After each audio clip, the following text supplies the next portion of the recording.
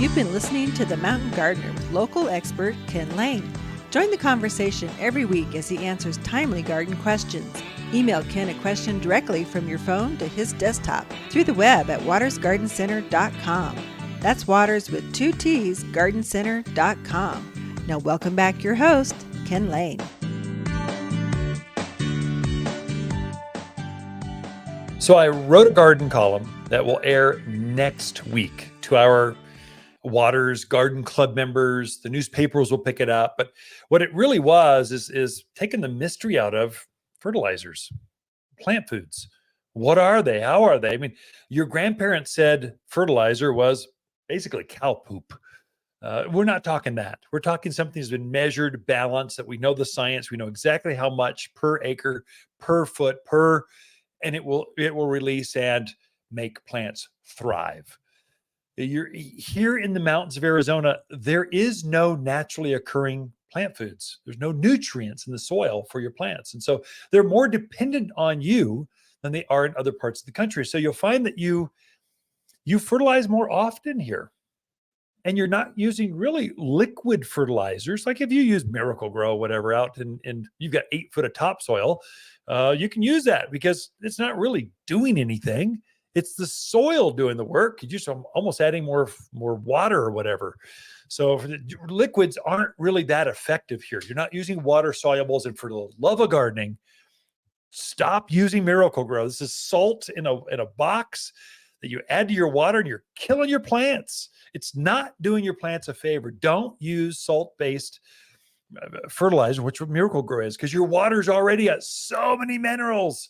You'll see this in the bottom of your containers. This white, mucky, flaky stuff will be building up. That's not good for your plants. And so use organic fertilizers. I guess while I'm on my soapbox, don't use Miracle-Gro and don't stop using chemical fertilizers. You don't need a 2100, a 10-10-10, a 20-20-20. I'll explain that in a second, but really those are petroleum-based chemicals that release so quickly. The plants like it actually, but it burns off all your worms, all your beneficials, all the good stuff in the soil. It's detrimental to your soil, but it's good for the plants. And so you see activity right away. So it feels good to use it. But boy, in the long run, it just does more harm than good. Organic fertilizers, all natural. So bird guanos and cottonseed meals and irons, and these are all feather meals and blood meals and bone meals. These are all good. These are organics. Those plants like, and the reason they're so good for your plants is they release slower over a much longer period of time. So you get a more consistent, even, methodical release, which is what your plants need. They don't need a quick fix. And then they're starving for the next 3, 4, 5, 6 months. They want to be slowly fed over a very long period of time. And organics, because they're breaking down so slowly, they don't harm your worms. They're actually good for the soil. They're good for the plants because they get more consistent, even fertilizing. And so you get you get more growth. It's a game changer. And so another one we make our own fertilizers here at Waters Garden Center. I've got 2. Got the all-purpose plant food. That's the original. Been around forever. We don't call that one organic. We call it all natural because we're adding some minerals like sulfur and iron to it. And so there's minerals, but you can't call it organic unless it's just blood meal, bone meal, the meal stuff. So, but it's all natural. It's good. It's slow release. It's all the good stuff you want.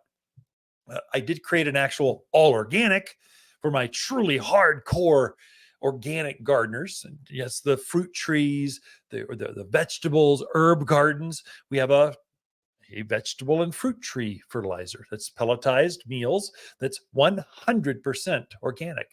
They both break down very slowly. They're both granular. You spread them out under the drip line of your plants. And then as water, snow, rain, fertilizer hits that, it releases it and helps feed your plants. The reason that now is the most important feeding of the entire year, now through at least by Halloween, but for sure before Thanksgiving, you need to fertilize everything. If you want lilacs next spring, you got to fertilize now. If you want fruit trees next spring, you need to fertilize now. If you want spring blooming rhododendrons, azaleas, you got to fertilize now. It's using this food for next spring's flower growth leaf buds. If you got new gardens, brand new landscape, you got to fertilize now. You get better growth next spring. It's a game changer. And then a little insider tip for your evergreens. So silver is the color of evergreens. It seems like everyone wants a silver or blue spruce, not a green spruce. They want blue or silver juniper, silver, this bright, silvery, glossy.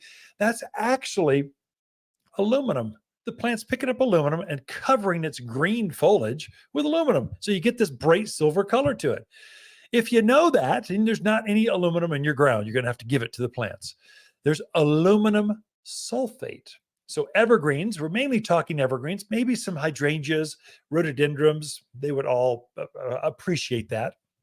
But really, we're talking pine trees, spruce trees, that kind of stuff. Your deodar cedars, they like aluminum sulfate in addition to the all-purpose plant food. So all-purpose plant food is cottonseed meal, very acidic. We put sulfur in it, makes it even more acidic.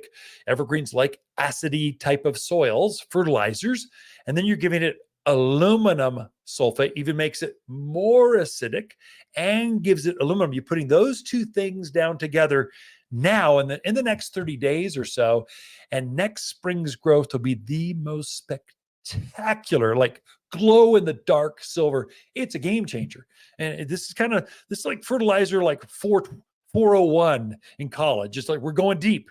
But those two things, game changer. Fertilize now.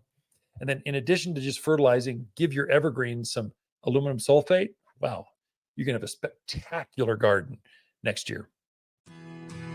If new neighbors are encroaching on your privacy, we have just the solution. At Watters, we have an entire section of thick, bold plants dedicated to privacy. Fall is a time to plant a new privacy hedge, and we're here as advisors. Take a quick measurement and snap a picture before you come visit, and you'll quickly be living in privacy once again. Plus, our team of experts know how to plant to increase plant growth next spring.